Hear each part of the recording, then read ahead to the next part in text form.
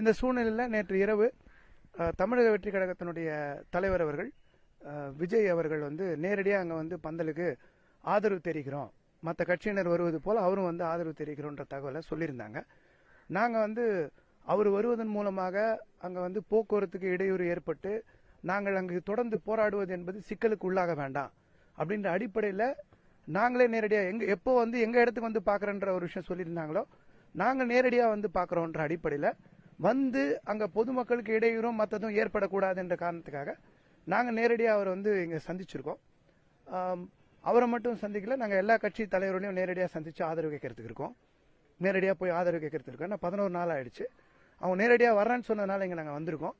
இங்கே வந்து இன்னைக்கு அவர் வந்து உங்களுடன் நாங்கள் தொடர்ந்து இருப்போம், தமிழக வெற்றி கழகம் இருக்கும், உங்களோட எல்லா விதங்களையும் நீங்கள் வெற்றி பெறுவதற்கு உண்டான விஷயங்களை, தூய்மை பணியாளர் விஷயங்களுக்கு நாங்கள் பலமாக இருப்போம்னு சொல்லி தமிழக வெற்றி கழகத்தினுடைய தலைவர் விஜய் அவர்கள் வந்து சொல்லியிருக்காங்க. எங்கள் கட்சி இயக்கமும் இருக்குன்னு சொல்லியிருக்காங்க.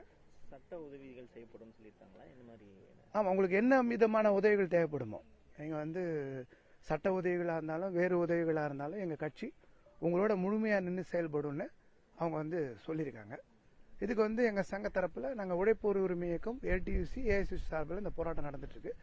நாங்கள் எங்களுடைய நன்றியும் வாழ்த்துக்களையும் வந்து அவங்க சங்கத்துக்கு தெரிவிச்சிருக்கோம். எங்கள் போராட்டம் தொடரும். அந்த எந்த நெருக்கடிக்கு உள்ளாகினாலும், கைது செஞ்சாலும், சிறையில் தள்ளினாலும் தனியார் மயத்துக்கு எதிரான போராட்டம் என்பது தொடரும்.